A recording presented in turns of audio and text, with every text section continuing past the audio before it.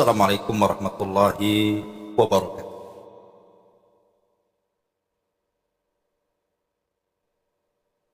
Alhamdulillah,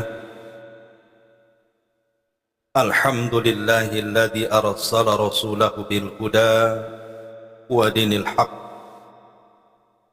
liyudhhirahu 'ala ad-dini kullihi wa kafa billahi syahida wa kafa billahi wakila. Ashhadu an la ilaha illallah wahdahu rabbi la syarika lah wa ashhadu anna Muhammadan 'abduhu wa rasuluhu alladzi la nabiyya ba'dah. Rabbi ishrah li sadri wa yassir li amri wahlul 'uqdatam min lisani yafqahu qawli, amma ba'd. Alhamdulillah, di pagi hari ini kita bisa duduk kembali untuk bertalabul ilmi, dan kita meneruskan kajian kita masih membahas 175 jalan menuju surga.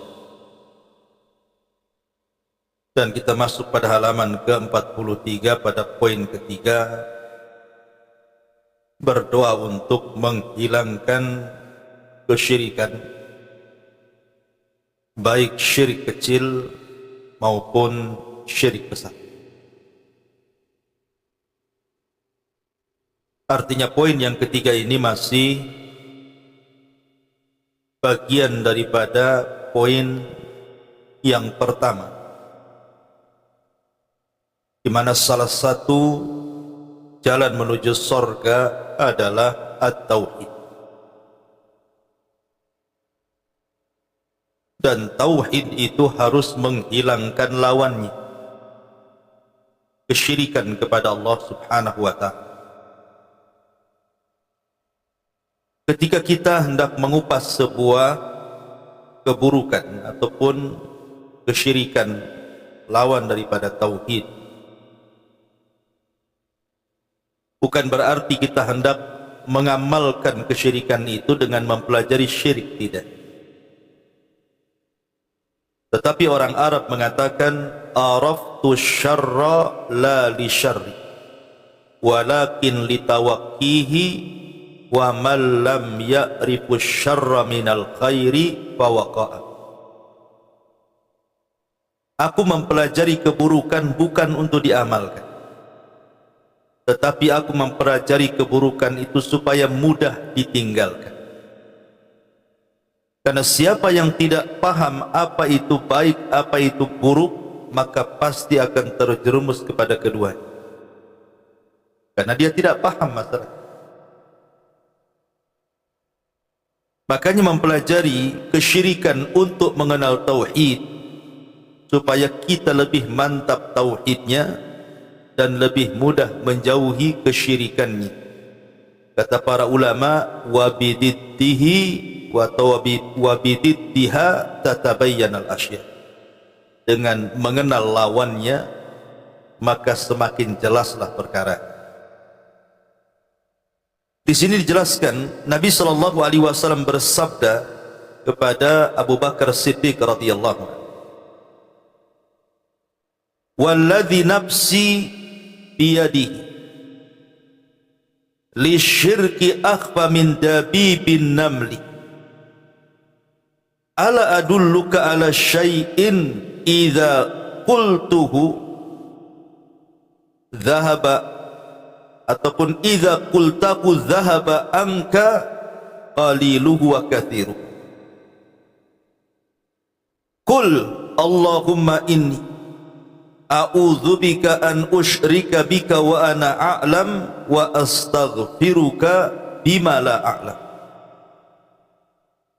Kata Nabi SAW, beliau bersabda kepada Abu Bakar Siddiq radhiyallahu anhu, "Wahai Abu Bakar, demi zat yang jiwaku ada di tangannya, sungguh kesyirikan itu lebih terselubung, tersembunyi daripada langkah semut yang sangat halus. Maukah kamu aku tunjukkan satu doa yang jika engkau mengucapkannya maka dapat menghilangkan kesyirikan dari dirimu, apakah itu syirik besar ataupun syirik kecil. Maka Rasul mengajarkan doa kepada Abu Bakar, dan doa ini dianjurkan untuk dibaca oleh kita juga. Kalau bisa baca selepas solat, masukkan pada adhkarus solat, zikir setelah solat, masukkan di situ. Apa doanya? Allahumma inni a'udzubika an usyrika bika wa ana a'lam. Ya Allah, sesungguhnya aku berlindung kepadamu dari perbuatan syirik kepadamu sedang aku mengetahui bahwa itu kesyirikan. Wa astaghfiruka lima la a'lam, dan aku memohon ampun kalau aku melakukan kesyirikan dan aku tidak tahu. Doa ini sangat bagus sekali untuk kita lazimkan dalam setiap zikir, karena doa ini salah satu doa untuk menghilangkan dari diri kita kesyirikan, baik yang kecil ataupun yang besar. Tentu bukan hanya sekedar doa kan, tapi juga ada akhdhu bil asbab, mencari sebab untuk menghindar dari kesyirikan. Ma'asyiral muslimat yang dimuliakan Allah Azza wa Jalla, nasihat Nabi SAW kepada Abu Bakar ini, beliau hendak menasihat bahwa di sana ada jenis syirik itu yang lebih halus dibandingkan langkah semut. Ibu kalau semut berjalan, kira-kira dengar lagi jalan? Kita enggak dengar kan semut jalan itu. Kalau ibu yang jalan dengar, apalagi pakai sepatu bakiak makin dengar lagi. Tapi kalau semut mana bisa dengar kita kan gerakan dia. Bahkan tahu-tahu ada di atas baju, kapan naik dari kaki. Lah semut tahu-tahu ada aja dia. Tahu-tahu ada di kopiah saya pula, kapan dia terbang. Artinya ada jenis syirik itu yang lebih halus dibandingkan langkah semut itu. Bahkan dalam riwayat itu langkah semutnya itu bukan hanya sekedar langkah semut, di batu licin, di tengah malam, di kegelapan malam. Gimana cara tuhnya? Udah semutnya hitam, batunya hitam, malam-malam pula. Mana kita tahu? Tapi ada kesyirikan itu yang lebih halus dibandingkan itu. Baik, kita mulai syarahan daripada hadis ini. Ma'asyiral muslimat yang dimuliakan Allah Azza wa Jalla, sebuah amalan, amalan apapun, baik amalan lisan, baik amalan badan, baik amalan hati, tidak akan diterima kecuali harus didasari dengan ikhlas alias tauhid. Dahulu ada seorang sahabat namanya Tamim ibn Aus Ad-Dari. Tamim ibn Aus Ad-Dari ini, kalau lihat biografinya, dia dulunya tokoh Nasrani dan dia seorang pelaut. Satu hari dia membawa 30 awak kapal untuk berlayar, tapi Allah takdirkan kapalnya terhempas ombak sehingga tersandar di sebuah pulau yang mengerikan. Rupanya pulau itu disebut Pulau Dajjal. Disitulah Tamim ibn Aus Ad-Dari berjumpa dengan Dajjal. Satu-satunya sahabat yang berjumpa dengan Dajjal langsung itulah Tamim ibn Aus Ad-Dari. Rasul aja nggak pernah berjumpa.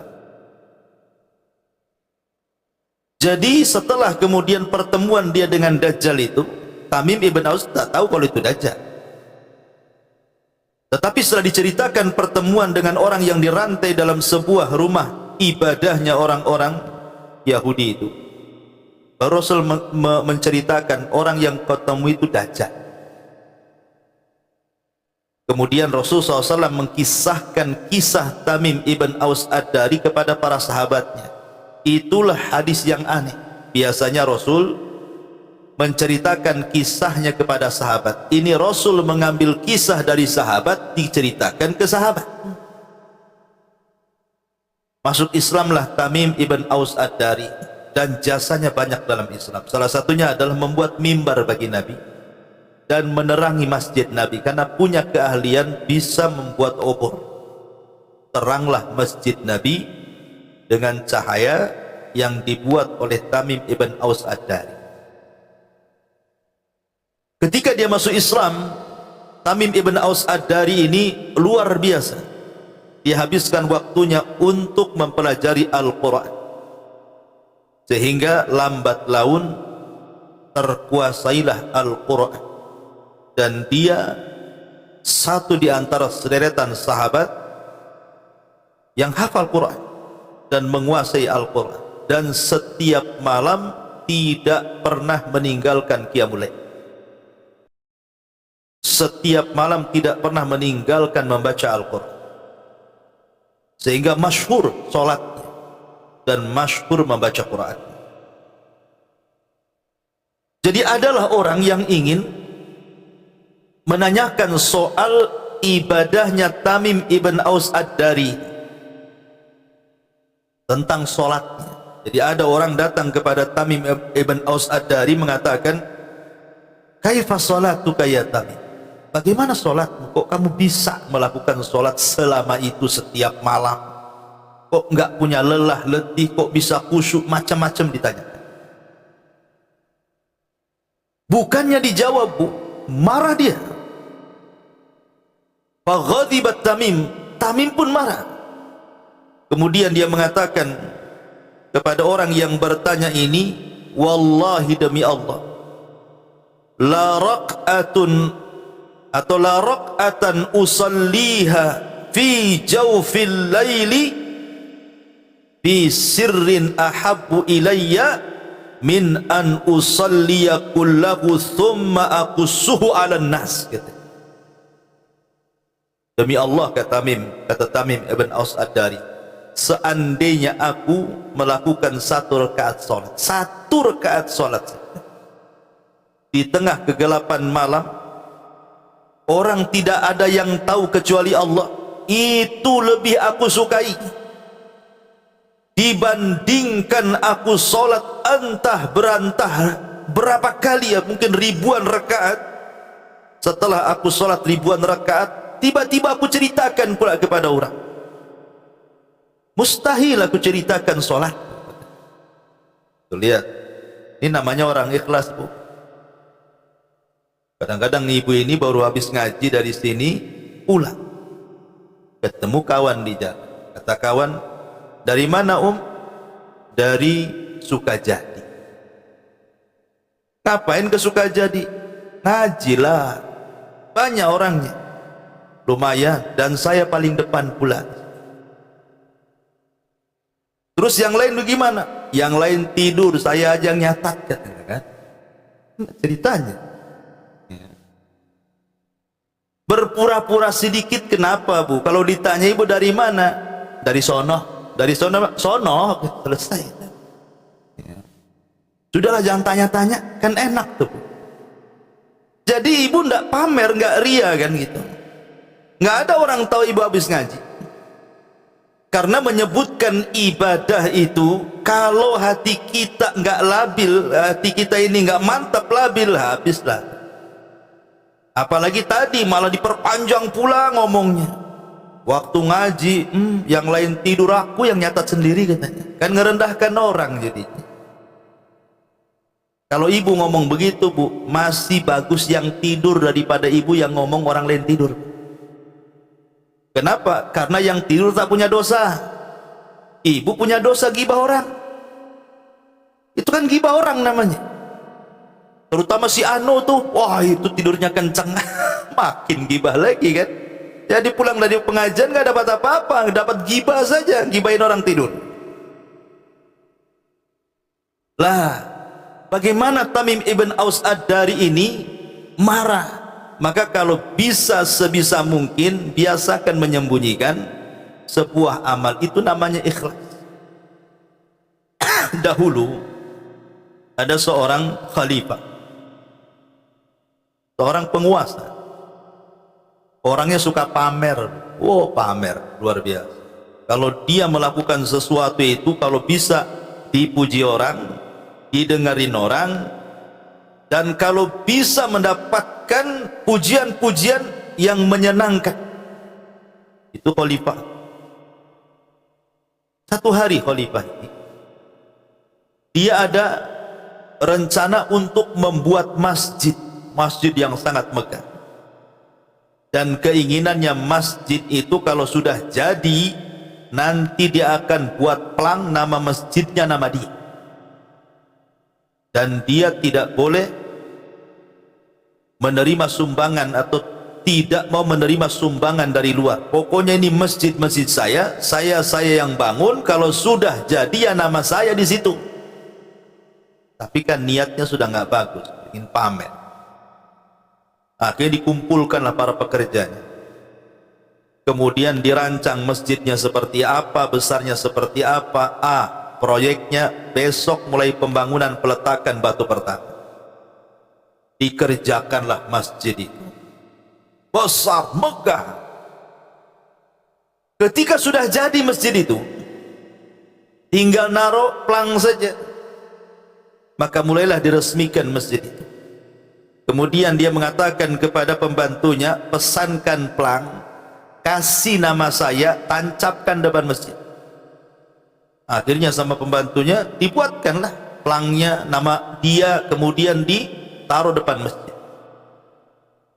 Sang khalifah ini tiba-tiba malamnya tertidur, mimpi dalam tidur. Apa mimpinya, Bu? Plangnya dicabut orang, kemudian digantikan nama, bukan nama dia, tapi nama seorang wanita tua. Terperanjatlah ini khalifah ini. Besoknya dia panggil pelayannya itu, kau berangkat ke masjid sana, lihat pelangnya itu masih atas nama saya atau bukan? Dilihat rupanya tak ada yang berubah, masih atas nama khalifah. Tenanglah sang khalifah. Beberapa malam berikutnya mimpi lagi, mimpi pula sama mimpinya. Berseri pula tuh mimpi itu, sama tuh mimpinya. Katanya plangnya dicabut, diganti pula dengan plang orang, namanya seorang wanita tua. Bangun dia lagi, gelisahlah dia. Dia bilang sama pelayannya, tengok kok ke masjid itu, masih atas nama saya tuh, bukan? Ditengok tak ada yang berubah. Sampai 3 kali mimpi. Tapi namanya mimpi kan begitu kan, ya tetap aja nggak ada yang berubah nama-nama dia. Cuman masalahnya, kenapa mimpinya sama? Dari situ dia terngiang nama wanita yang diplang itu. Dia bilang sama prajuritnya, aku sudah bermimpi seperti ini. Tolong cari wanita namanya Fulanah bintu Fulan. Saya ingin tahu siapa orangnya. Jangan-jangan dia memasukkan hartanya ke masjidku, kata. Aku kan sudah katakan tidak boleh menerima sedekah. Ini masjid saya sendiri. Dicari wanita itu, ketemu pula wanita itu, sudah tua. Ini wanita ini ketakutan karena yang manggil khalifah masalahnya. Ditanyalah kemudian oleh sang khalifah itu, wahai ibu tahu enggak ini masjid siapa? Kata ibu, ini yang masjid dirimu, masjid sang khalifah. Pernah enggak kau memberikan sesuatu, mungkin kalau bahasa kita mungkin semen 1 sak, atau mungkin bata 1 lori, atau mungkin besi 1 lonjor, kau berikan ke pekerjaku, katanya. Kata wanita tua ini, boro-boro makan aja sulit, mau ngasih semen pula nggak ada. Bahkan saya suka berlalu lalang di masjidmu dan saya takjub karena masjidmu besar, megah, mewah. Tidak ada masjid di kerajaan ini semewah masjidmu. Akhirnya sang khalifah terus mendesak-desak. Wanita ini nggak ngaku, memang nggak pernah nyumbang sedikit pun. Kata sang khalifah, tolonglah ingat-ingat, Berapa jumlah hartamu yang kau masukkan ke masjid? Ku ganti semuanya. Wanita ini memang gak pernah nyumbang.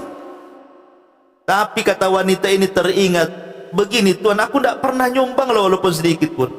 Tapi aku sering jalan-jalan ke depan masjidmu. Pernah satu hari katanya, aku lihat ada seekor kuda, kakinya terikat. Dia ingin minum, sementara jarak minum dengan kuda itu tidak jauh. Tetapi kuda ini tidak bisa minum karena apa? Kakinya terkena ikatan, sehingga tidak nyampe-nyampe mulutnya itu ke tempat air itu. Dan kuda itu biasa digunakan para pekerja untuk angkut bahan bangunan. Kasihanlah aku, kata nenek ini, karena kakinya terikat tali. Ku lepaslah tali kakinya itu. Akhirnya dengan itu dia bisa minum dari tempat minum itu. Kata sang khalifah, dia tersadarkan dengan kisah ini. Subhanallah, kata, engkau melakukan karena Allah. Engkau melakukannya karena Allah. Tapi aku membuat masjid ini bukan karena Allah. Kemudian dikumpulkan prajuritnya. Hei prajurit, turunkan pelang nama saya, ganti nama ibu ini. Bayangkan, dia tidak nyumbang, hanya nyumbang tenaga, bantu kuda biar bisa minum. Masalahnya kuda ini digunakan untuk manggul bahan bangunan untuk masjid itu saja tuh.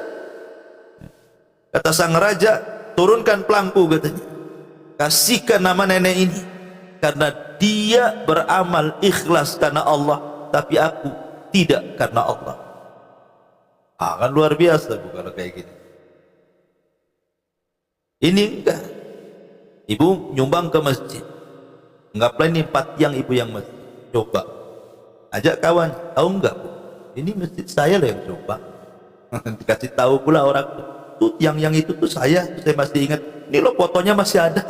La ilaha illallah. Nah itulah orang yang digambarkan. Bahkan dahulu ada ulama salaf, cicit daripada Nabi SAW, namanya Husain ibnu Ali ibnu Husain ibnu Ali bin Abi Thalib. Ini jatuhnya cicit Nabi, namanya Ali bin Husain, putra daripada Husain. Husain putra daripada Ali. Ali ya putra Abi Thalib, dan Ali menikah dengan Fatimah. Lahirlah Husain. Husain punya anak namanya Ali bin Husain. Dan itu satu-satunya keturunan Husain yang selamat dalam perang Karbala. Ketika Husain dipenggal lehernya oleh orang-orang Kufah, maka tidak ada yang selamat. Keluarga Nabi terbantai di Karbala, kecuali satu lah yang selamat, nih anak Husain ini, namanya Ali, Ali bin Husain. Maka siapapun yang mengaku keturunan Nabi lewat jalur Husain, harus nasabnya sampai kepada Ali bin Husain Zainul Abidin. Zainul Abidin ini Allah subhanahu wa ta'ala berikan banyak harta. Ya Allah, luaskanlah rezeki, alhamdulillah, jadi orang kaya. Tetapi kalau dia bersedekah, orang tidak tahu, sehingga orang menyangka Ali bin Husain ini bakhil karena enggak tampak sedekahnya. Ya, Ali bin Husain atau Zainul Abidin ini disangka orang bakhil. Kenapa? Karena sedekahnya enggak nampak. Padahal Ali bin Husain atau Zainul Abidin kalau sedekah, dia nunggu malam, nunggu jam 1, jam 2 malam. Orang udah tidur semua, udah ngorok semua, dia keluar sendirian. Dia pikul gandum itu. Dia cari setiap rumah orang miskin. Kalau sudah ketemu, dia letakkan di sini, pulang lagi, ambil lagi gandum, nanti letakkan di sini, pulang lagi. Setiap malam sekitar 70 orang miskin Madinah itu setiap malam dapat jatah. Dan orang miskin di zaman itu setiap membuka pintu, udah habis nih berasnya, gandumnya di rumah, setiap buka pintu, oh ada lagi. Enak nggak buka gitu? Enak lah bu. Dia buka pintu ada beras, tak payah beli beras. Tapi masalahnya orang-orang miskin ini nggak bersyukur. Sudah disumbang masih juga mencela gitu ya. Ma'asyiral muslimat yang dimuliakan Allah Azza wa Jalla. Satu hari akhirnya Allah takdirkan Zainul Abidin ini sakit, dan dengan sakitnya akhirnya meninggal dunia. Saat yang memandikan jenazahnya ini menceritakan bahwa pundaknya Ali bin Husain ini rusak. Jadinya pundak sebelah sininya itu rusak, kapalan, banyak luka gitu. Rupanya karena sering menggendong gandum setiap malam, yang menjadikan kemudian pundaknya rusak. Dan semenjak dia meninggal, orang-orang miskin sudah tidak punya jatah lagi. Setiap buka pintu tak ada lagi gandum, setiap buka pintu tak ada lagi gandum. Baru orang-orang pun tahu siapa penyumbang malam itu. Siapa yang suka nyumbang-nyumbang malam, orang nggak tahu. Rupanya dia adalah Zainul Abidin. Itulah orang ikhlas, Bu. Orang ikhlas itu berusaha menyembunyikan amalnya. Ustaz, saya pengen juga lah nyumbang malam-malam. Keluarlah ibu bawa beras dipikul sendiri. Cari keruli. Rupanya diteriaki maling, disangka ibu maling beras. Jangan, ya jangan niru-niru. Cari yang cara lain saja. Dulu ndak ada transfer, sekarang pakai transfer aja malam-malam. Orang nggak tahu. Jadi begitulah Zainul Abidin itu mencontohkan bagaimana ikhlas itu seperti apa. Jangan sampai ibadah itu kemudian ria, dipandang manusia, akhirnya capek-capeklah kita beribadah. Karena ada satu ayat saya bacakan di dalam surah Al-Baqarah. Allah Subhanahu wa taala berfirman bagaimana menggambarkan bahaya orang ria, dan beruntunglah orang-orang yang ikhlas. Ibu catat Al-Baqarah 266. Allah Subhanahu wa taala berfirman, ayawaddu ahadukum an takuna lahu jannatun min nakhilin wa a'nabin tajri min tahtihal anhar lahu fiha min kulli thamarat wa asabahul kibaru wa lahu dhurriyyatun du'afa fa asabaha i'sarun fihi narun fahtarakat kadzalika yubayyinullahu lakumul ayat la'allakum tatafakkarun. Adakah salah seorang di antara kalian yang ingin memiliki kebun kurma dan juga anggur yang mengalir di bawahnya sungai-sungai? Di sana dia memiliki segala macam buah-buah. Kemudian datanglah masa tuanya sedangkan dia memiliki keturunan yang masih kecil-kecil. Lalu kebun itu ditiup angin keras yang mengandung api sehingga terbakar. Demikianlah Allah menerangkan ayat-ayatnya kepadamu agar kamu memikirkan. Begini Bu ceritanya ayat ini. Ada seseorang yang dari kecil sampai tua bekerja keras-kerasnya, keras sekali bekerjanya, karena ingin sukses di masa tua. Akhirnya orang ini beli kebun sak luas-luasnya. Kemudian kebun itu ditanami dengan berbagai macam buah-buahan. Ya ada kurmanya, ya ada anggurnya, ya boleh juga ada salaknya, ada jeruknya, ada durennya, ada kesemaknya, ada apalah, pokoknya buah-buahan di situ ada. Dia rawatlah kebun itu, dia sudah habiskan uangnya untuk beli pupuknya dan begitu seterusnya. Dengan harapan apa? Kalau nanti pohon ini sudah besar, seiring dia juga sudah tua, kemudian dia tidak punya tenaga lagi, pohon yang sudah ditanam ini berbuah, tinggal menikmati hasilnya. Ceritanya. Kemudian waktu pun berjalan.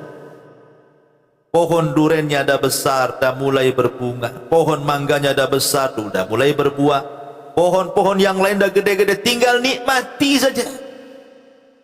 Dan dia pun sudah tua, sudah lemah. sudah sakit, tak bisa gerak, dia ingin tenang. Sementara dia sudah punya anak, punya cucu masih kecil-kecil, dengan harapan tanpa kerja pun sudah dapat hasil dari kebun. Karena dia membuat perkebunan itu dari kecil. Sekarang sudah tua dia, dan gak bisa lagi bergerak. Tiba-tiba keesokan harinya ketika panen pertama, kononnya mau menikmati hasilnya, Allah tiupkan angin mengandung kilat petir dan api, membakar semua kebunnya. Habis usaha dari muda sampai tua. Maksudnya apa ayat ini dengan bab kita ini? Maksudnya gini, jangan sampai orang itu seumur hidupnya itu kalau ibadah bukan karena Allah, sholat bukan karena Allah, puasa bukan karena Allah, haji bukan karena Allah, baca Quran tidak karena Allah, ngaji pun bukan karena Allah, semua bukan karena Allah. Tiba-tiba setelah mati datang pula menghadap Allah, ya Allah, mana pahala puasa saya, mana pahala zakat saya, mana pahala jihad saya, mana pahala saya ngaji itu mana? Kata Allah, tak ada, habis pahalamu. Jadi jangan sampai seperti ini, maksudnya seperti itu.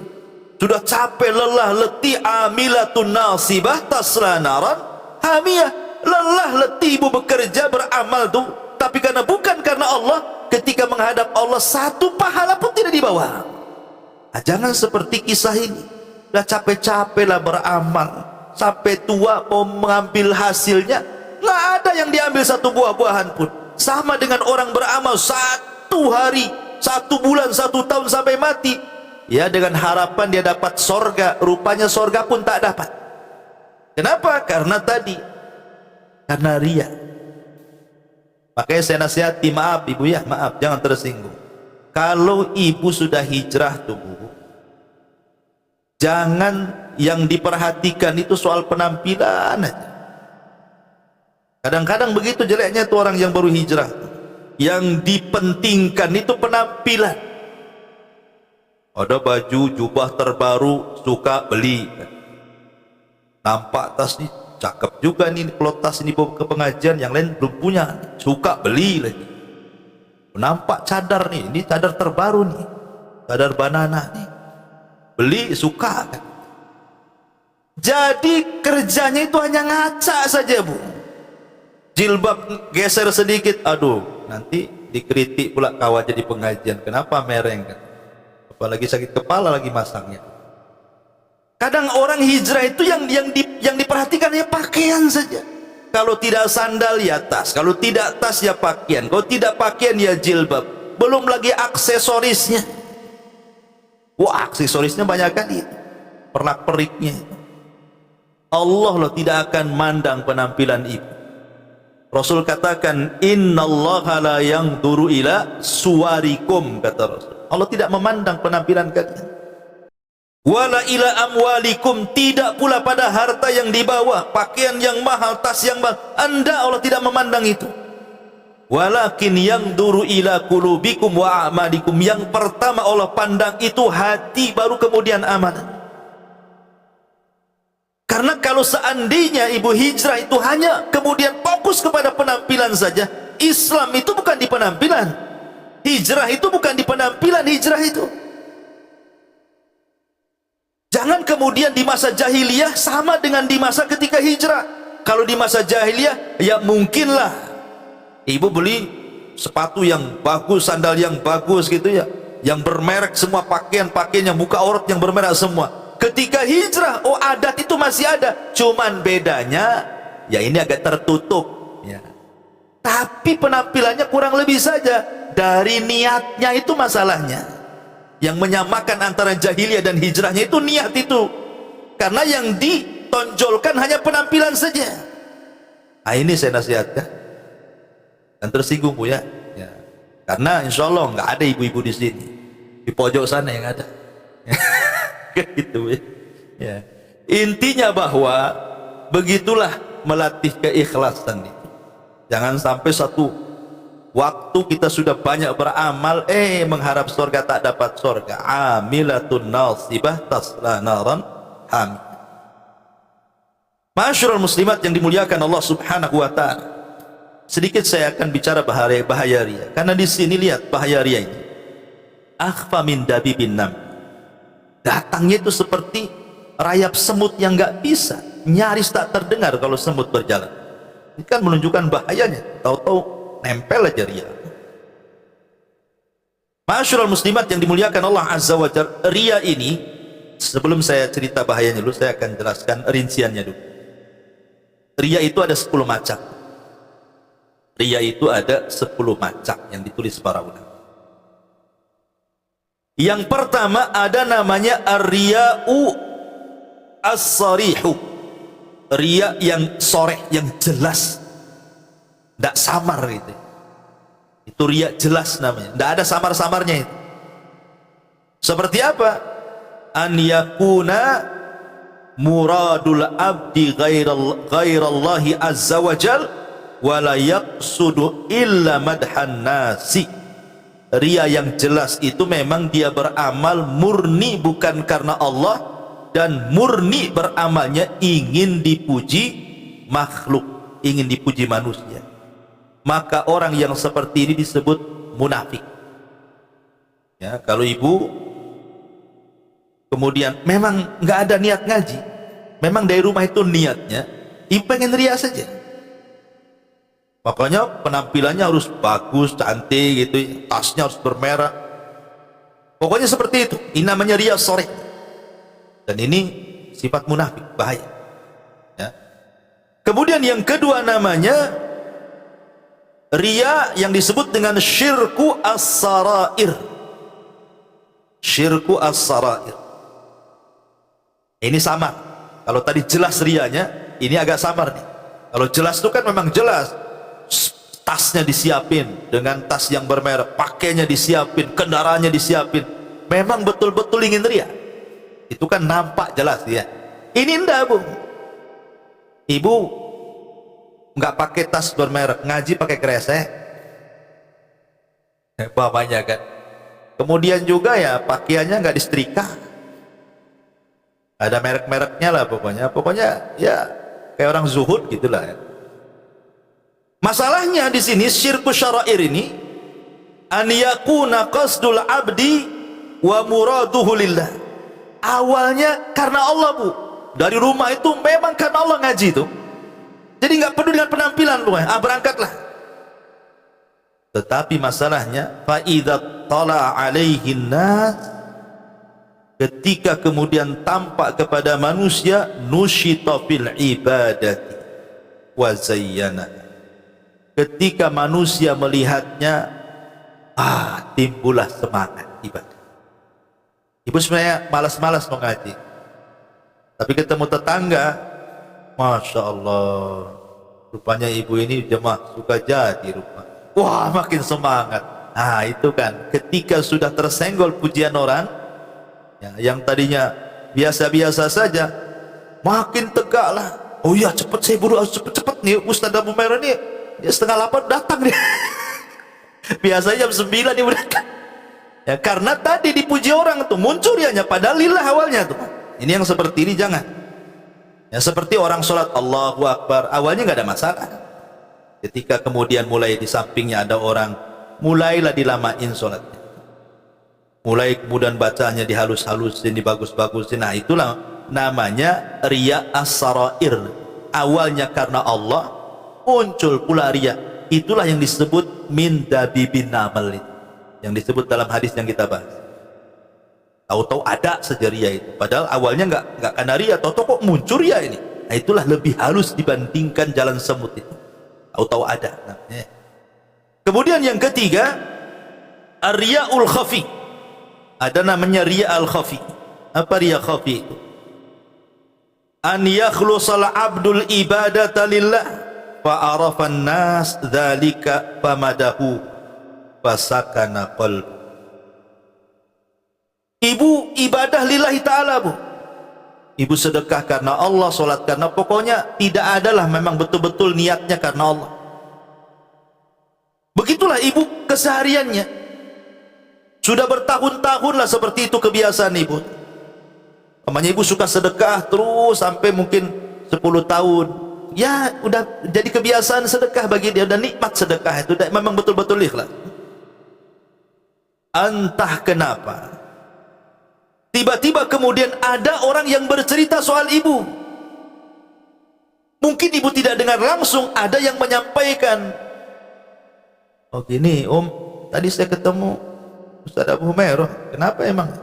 Cerita rupanya ibu ini tukang nyumbang ke pesantren. Tenang.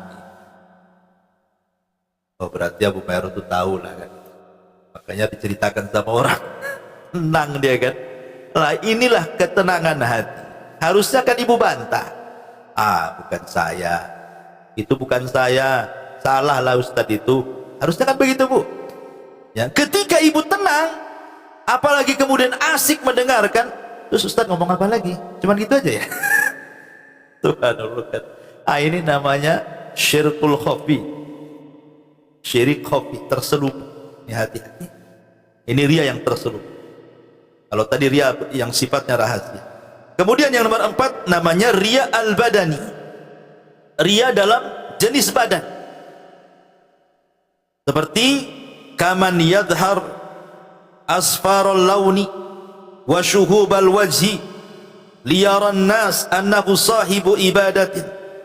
Menampakkan badan dia ya, menampakkan badan dia seolah-olah dia ahli ibadah, seolah-olah ahli ibadah. Nampak kurang tidur, matanya cekung gitu. Kemudian asik ngeludah disangka orang puasa padahal lagi sariawan ya. Pokoknya gitu Bu ya. Ya pokoknya dia nampakkan lah, pokoknya seolah-olah dia ahli ibadah padahal sebab bukan ahli ibadah. Dia ingin ria saja dengan ibadahnya. Makanya dahulu seorang sahabat Nabi SAW dalam hadis yang panjang sekali yang bercerita tentang 70.000 orang yang masuk surga tanpa hisab dan azab. Salah satu perawinya adalah mengatakan apa? Ketika dia mengatakan semalam ada meteor, siapa di antara kalian yang tahu meteor jatuh semalam? Kemudian sahabat ini mengatakan, saya wahai Rasul, tapi semalam saya tidak sedang sholat malam, tapi saya tersengat kalajengking, dia bilang gitu. Jadi dia memberitahu orang-orang bahwa semalam saya terbangun, kemudian menjelaskan tapi saya bukan sedang sholat malam, supaya kesannya apa? Jangan sampai kemudian orang menyangka dia sedang pamer bahwa bangunnya dia di malam hari itu tuh sholat malam, maka dia tepis tuh kata-kata sholat malam itu dan mengatakan semalam saya bangun, saya nampak tuh meteor itu, tapi saya tidak sedang sholat malam, tapi saya nampak tuh meteor itu karena semalam kakiku tersengat kalajengking. Dia berusaha ya, jangan sampai kemudian orang bersuudzon ataupun berhusnudon sama dia, dia tepis semuanya. Nah, kalau bisa seperti itu ya, jadi kalau sudah nampak orang ini memuji kita, kalau kita tepis, nggak bener lah, mungkin salah orang, mungkin bukan saya, mungkin sama namanya tapi bukan saya, sama orangnya tapi bukan saya, begitu ditepis gitu kalau seandainya ada hal-hal yang membangkitkan ria. Kemudian yang nomor 5, riaul libas wazi. Kalau tadi badan, sekarang pakaian. Nah ini yang tadi saya katakan, saya nasihatkan ya, kalau hijrah itu jangan asih pakaian aja yang diperhatiin itu. Kemudian yang nomor 6, riaul qauli, ria dalam bicara. Kaman yahfad aqwalal ulama wa ikhtilaf al fuqaha fi mas'alataini aw thalatha fa idza jalasa fi majlisin iftataha huma liyubayyana linnas annahu alimun bi ikhtilafil fuqaha mulimun bi aqwalil ulama. Ini ulama mencontohkan seperti namanya orang yang memang dia talabul ilmi, dia hafallah perkataan-perkataan, pendapat-pendapat para ulama. Apabila dia duduk di majlis, maka dia seolah-olah alim, dia menyebutkan ini pendapat Syafi'i, pendapat ini, pendapat ini, pendapat ini. Tapi tujuannya bukan ngasih ilmu, hanya ingin pamer kalau dia itu hafal pendapat-pendapat itu, gitu maksudnya. Lah kalau urusan ilmu seperti ini saja, ini bisa menjadikan ria Bu. Apalagi ibu pamer soal keluarga. Ini masalah ini saja bahaya. Apalagi masalah keluarga, nggak ditanya cerita anaknya. Alhamdulillah, anak saya ada di Jakarta. Kan ibu nggak ditanya anaknya, kenapa cerita anak? Kita ini lagi cerita ngaji kok lari ke anak pula ya. Alhamdulillah anak saya begini-begini. Alhamdulillah, pokoknya memuji dia saja dan keluarganya. Ini yang kawannya bengong aja kan itu. Jadi hal-hal yang seperti ini jauhi. Kemudian yang nomor 7, ar-riya'u bil ashab wa zairi. Riya bil ashab wa zairi. Riya dengan memuji mungkin gurunya, mungkin temannya, ya. Tetapi dalam rangka sebenarnya dia ingin memberitahu kepada orang bahwa dia itu sedang riya sebenarnya. Seperti dia mengatakan, barusan tadi pagi saya ziarah ke pesantren Anu, ketemu saya sama Ustadz Anu, sama Kiai Anu kan. Sebenarnya dia ingin mengatakan bahwa tuh lihat saya dekat dengan ulama loh, kamu enggak, cuman enggak ngomong begitu. Cuman dia bilang, ya saya ziarah ke sana. Kalau dia mau ngomong itu seolah kamu itu jauh dari ulama, saya dekat gitu. Maunya begitu, cuman bahasanya beda. Kan kayak gitu tuh bahaya. Bahaya seperti itu. Samalah dengan seandainya ini kan dari perkataan mafhum mukhalafah namanya. Seperti ibu kalau memuji suami orang, ya, dipuji-puji luas semua orang. Bang, kalau bisa kayak suami tetangga tuh, tengok rajin kali, pagi-pagi udah bangun, abang pula tidur ngorom jam 8 baru bangun. Ini sama dengan ibu katakan apa? Kalau bisa suami saya dia, bukan kamu gitu. Cuman ngomongnya nggak gitu, muji suami orang, gitu maksud. Kurang lebih kayak gitu bu. Ya. Itu namanya mafhum mukhalafah. Lah ini juga sama, riya dengan menggunakan mafhum namanya. Bahaya ya, ini bagian riya juga. Kemudian yang nomor 8, ar-riya'u bi dzammin nafsi. Riya tapi dengan mencela diri sendiri bu, tapi tujuannya riya. Kesannya tawadu, tapi ibu sedang riya. Ya saya sih ya orangnya gimana gitu ya. Gimana ya, dia mencela dirinya tapi dalam rangka ria, sok-sok tawadu loh bahasa kitanya itu, merendah gitu ya. Kalau saya tidak bisa sih, nah, maksudnya itu seolah-olah dia ingin mengetahui biar dia tahu saya ini orangnya tawadu, padahal sedang menghinakan dirinya sebenarnya dia. Kan ada orang yang merendah itu supaya sebenarnya orang ini orang baik, buktinya dia orangnya tawadu. Dia tidak sedang tawadu, dia sedang ria sebenarnya. Jangan suka merendah-rendahkan diri hanya untuk dipuji orang. Kemudian yang nomor 9, mahabbatu tauqirin nasi lahu. Suka kalau seandainya dihargai manusia. Dan ini yang paling banyak di masyarakat yang seperti ini. Ria yang pengen dihargai. Ya mungkin di situ dia merasa tokoh, merasa RT, RW atau apa, atau tokoh penggerak atau apa lagi itu. Kalau tidak dapat pujian, tidak dapat penghargaan, itu rasanya sakit hati kerjanya. Nah, ini juga bahaya. Kemudian yang terakhir, riya bi an yaj'alal ikhlas wasilatul lil matlub ghairir ridha Allah azza wa jalla. Riya dengan cara menjadikan ikhlas itu wasilah untuk mencari keridhaan selain Allah.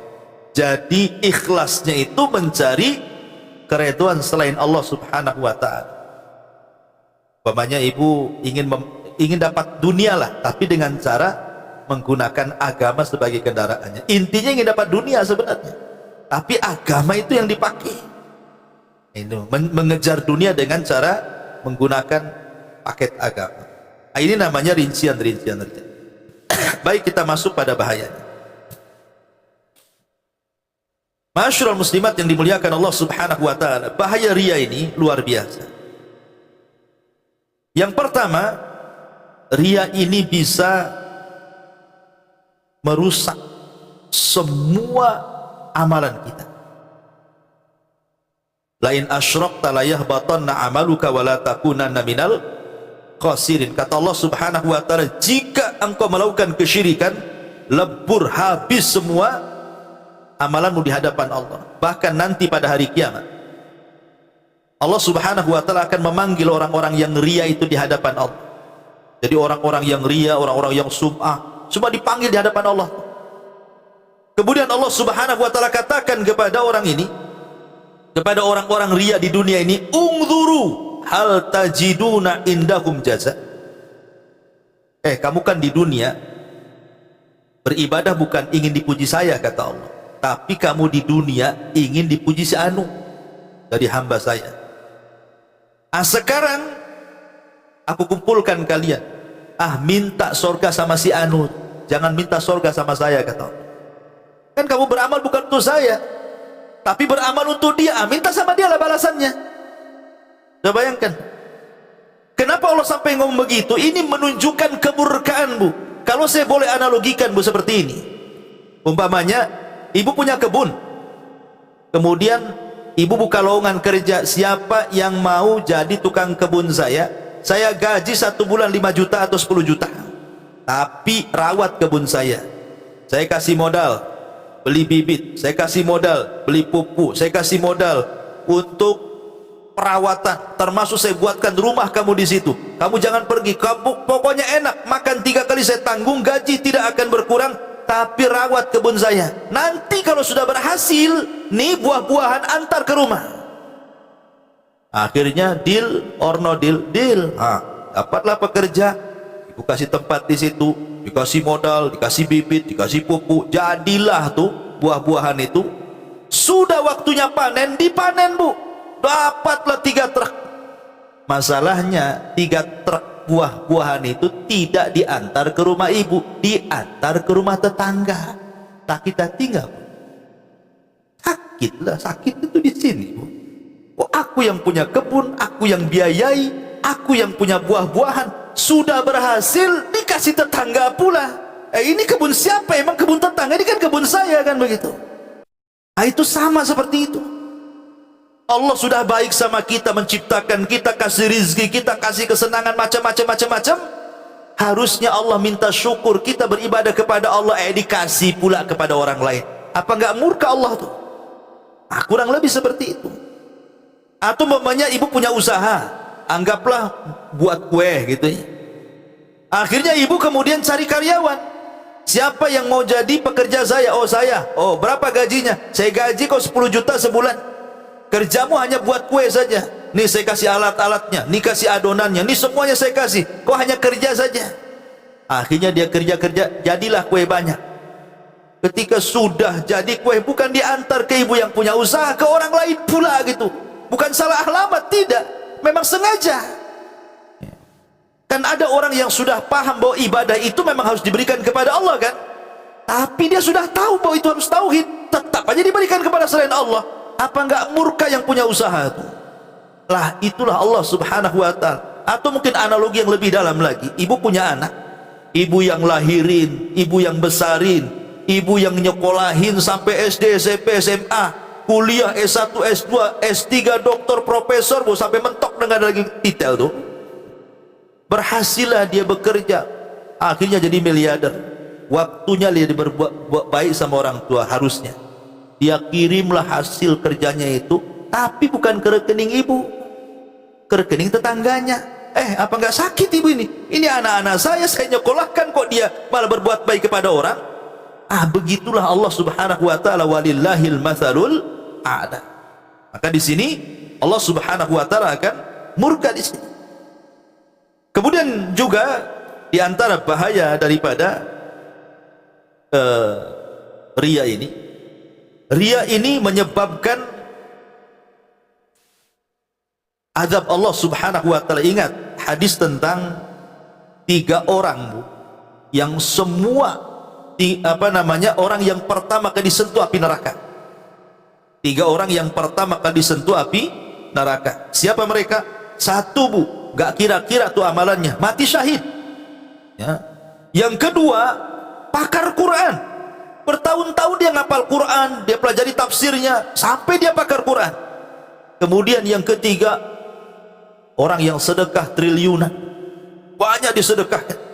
Ini kan amalan-amalan yang tidak semua orang bisa, kan, Bu? Siapa yang bisa orang mati syahid? Gak semua perang itu bisa dilakukan orang, karena perang itu butuh keberanian.